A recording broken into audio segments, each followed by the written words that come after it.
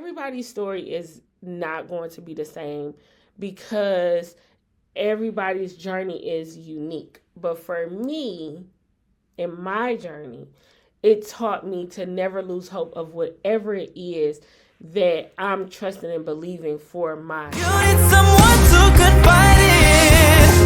Maybe you lost your mind, you've lost your sanity, 'cause you're way too young and...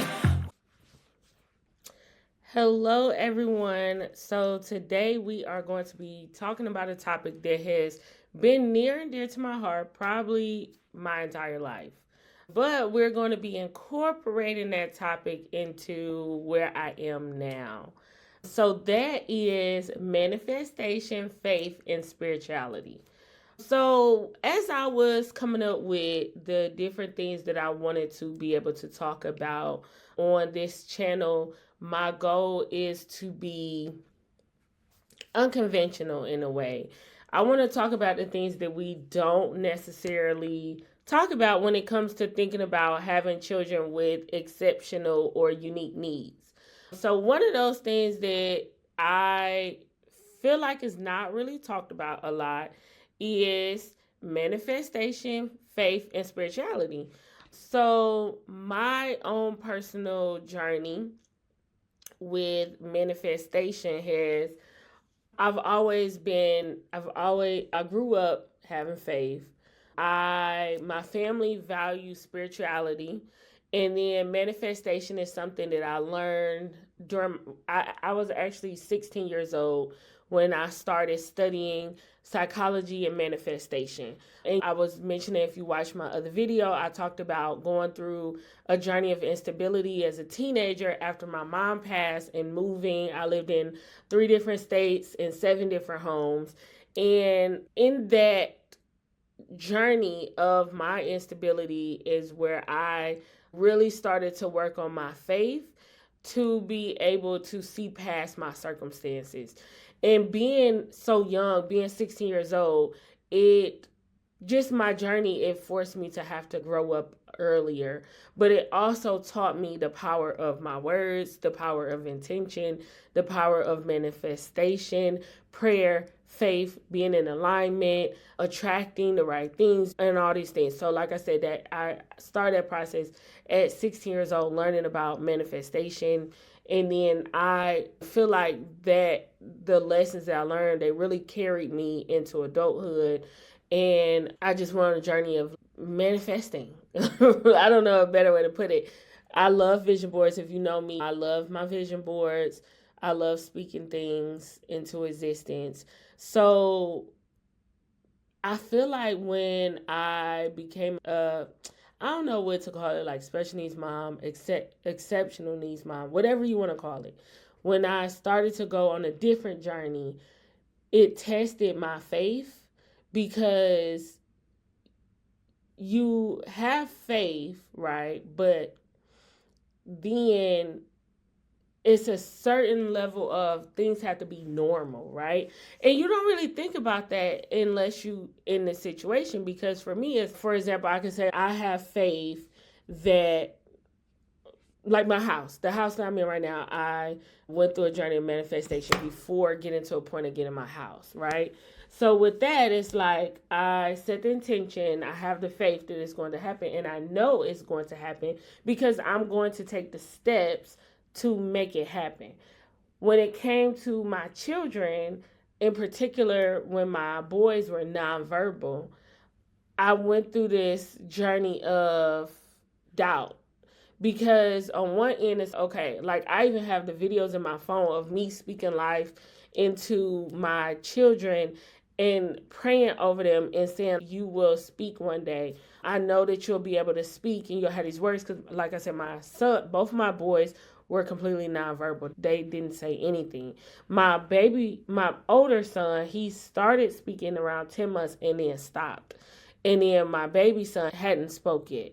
Me being a person of faith and a person who believes in the power of manifestation, I'm going through this journey and I'm speaking life over my kids. I'm praying over my kids. I'm saying that I believe that one day they will be able to speak, but deep down inside, I don't know if I really believed it, right? And that's the first time I ever been through that, because it's like the way my circumstances looked was abnormal. And so I just didn't know. So I'm just like, what? I know what I'm saying and I hear myself saying this, but deep down inside, I really don't know, because this journey is different. And so with that, like I said, I had different videos. I was recording myself with my boys when they weren't speaking, saying, you are going to speak one day. I believe that like words are powerful. You're going to be able to speak. You're going to be able to use your words and stuff like that. But honestly, I didn't know if I believed it. So from that, my boys are now very verbal. They say all kind of things. And it showed me to never give up hope. Everybody's story is not going to be the same, because everybody's journey is unique. But for me, in my journey, it taught me to never lose hope of whatever it is that I'm trusting and believing for my child. So another thing on my manifestation and faith and spirituality journey is my sons being able to live a life that is as typical as possible. And so now that I see the talking thing, it really got to me. And now, as my son is growing, one thing that I really am trusting and believing in God for is for him to no longer have his behavior concerns. And so, because it affects like everything, it affects me as a wife, it affects my marriage, it affects my business, because for one, my son, he does get called home. Like I get a lot of calls. And so it affects me in a way to where it's like I can't really work a traditional job, because I don't know I don't know what my son is going to do, or I don't know how his day is going to be, or I don't know how other people are going to affect him, or if he get in a situation where he overstimulated. It's a lot of things that come with that. And then also, it also affects my relationships with other professionals. Like, for instance, I noticed that my daughter, she doesn't have behavior concerns, and I've always had a really good relationship with the teachers and stuff like that. But what I've noticed is, because my son has behavior concerns, I get treated a certain way. So I've had professionals call me with an attitude because they're upset with what my son has done. And I've been like going through that for the past couple of years, and it's hard because I do want to be a collaborative part of this team in helping him, because we're all here to help him. And it's like, when you have a child with behaviors, you know how it is. If you have a kid with behaviors, they're getting on your nerves. And so it's hard for me. It hurts because I have to send my kids around people that may feel a way about him. And I feel like at first I started to fall off my track with my faith journey, because I got upset. You be questioning, I said, don't question God, but I be questioning, like, why am I going through this? And when you look at everybody else, and something that I heard somebody talk about was like the grief of what life could have been as a typical parent. For me, I don't know what that looks like. I've been a exceptional needs mom since I was 19. Well, I wouldn't say since I was 19. I had my child when I was 19, and she got her first diagnosis at 2. I don't know what it feels like to be a mom who's not at IEP meetings, who's not at evaluations, who doesn't have people asking me all kind of questions about my child, who doesn't fill out hundreds of paperwork with the same questions being asked every day. I don't know what that feels like, because this has been my life for all of my children. And so sometimes it hit me like when they were talking about it, because there is a level of, I never realized it, but there's a level of grief that comes with that, because it's like, what could life have been like? I think, and I be emotional, y'all, so you gotta just bear with me. But just because for me, like my life and just seeing how I grew up and wanting that, like for my kids and not having that same experience, it hurts sometimes. I'm gonna take a minute and get myself together real quick. Yeah, this is why I hadn't really been making the channel, because this stuff hurt. Like, even though I'm in the field and I'm a professional and I'm a parent, like I had a psychologist say the other day, you've been through this before. Like, why are you feeling so nervous, or why are you feeling emotional? These is my kids, right? So as a parent, that's a part of it. That's a part of what it is. That just it's hard. No matter how many meetings you attend, evaluations and everything, it is hard. And like I said, just getting back to the whole faith and manifestation thing, I think it's really important as a exceptional needs mom to, or neurodiverse mom, y'all, I'm gonna figure out what we're gonna call this, but it's important to have a vision board. It's important to have people that you can faith with through life. I've had to, over the past like year, I've really been working on my spirituality.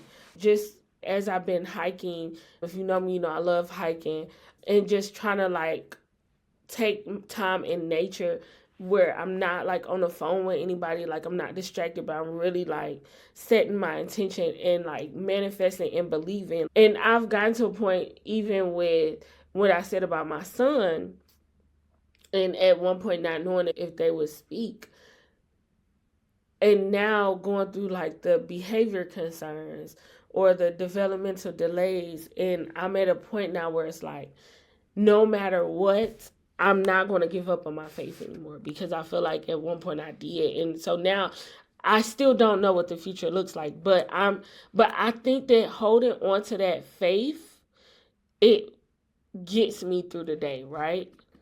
So I don't know what the future holds. I can't control what the future holds, but I'm going to hold on to the faith that the behaviors will come to pass. And I'm going to take steps. So it's not just about having faith, but it's about putting things in motion. Like we're doing things like changing the foods that my kids eat, making sure they have certain nutrients, like doing things like learning certain things, even like I take my kids out in nature and give them a chance to, if they're going through sensory overload and things like that. So yeah, the main thing is just to not give up on faith through this journey of being a neurodiverse parent. And I took a few notes because sometimes I do go off and I start to ramble. So I just wanted to make sure that I did touch on everything. The last thing, and I put this in my notes to make sure I said, manifestation is not about perfection.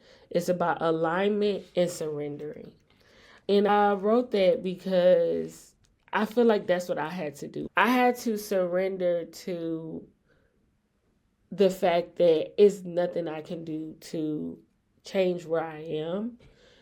And I have to be okay even when I'm not okay. I like to call it sitting on the side of my mountain. And I give myself 3 days, and then on the fourth day it's time to get up and keep pushing forward.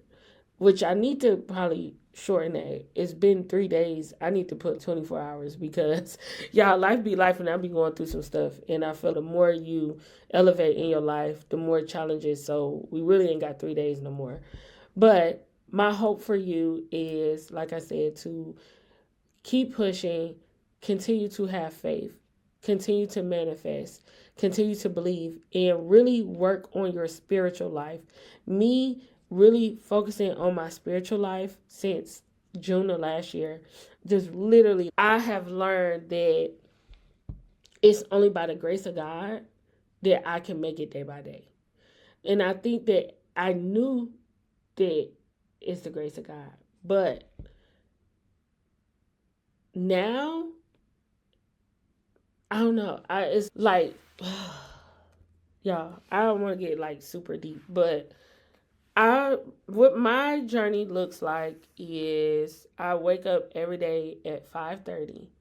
I listen to a sermon for an hour every day at 5:30, Monday through Friday, Saturday and Sunday around 7 a.m. when I wake up. And because one Sunday is not enough for me with all the stuff I got going on. And so it helps me to stay grounded and stay aligned. I try to make it to the mountain every weekend to get my mind pray and just be in God's presence. And then throughout the day, I am taking like 20 minutes, 30 minutes, or whatever the case is, to just be still. And so, like I said, that's really been helping me. And I'm still like working on my self-care regimen, my spirituality and stuff like that. I also have started going back to therapy as well, and that's been helping me a lot. And my husband and I are doing couples therapy also. So this whole thing is just a journey for the entire family. And yeah, like I said, that's what I do. It's something I'm continuing to work on. So we will have a part two as I learn and as I grow and become more confident in my spiritual journey, to be able to tell you some of the things that are not working for me. And yeah, so that's pretty much it. Thank you for listening. And your homework is to sit back and think about where you want your life to be, what you want out of your life, what you want your life to look like, regardless of what your circumstances. If money and time wasn't a factor, what would your life look like? And start to be intentional about taking the steps to get there. Thanks for watching, and I will see you in the next video. Bye. Call me crying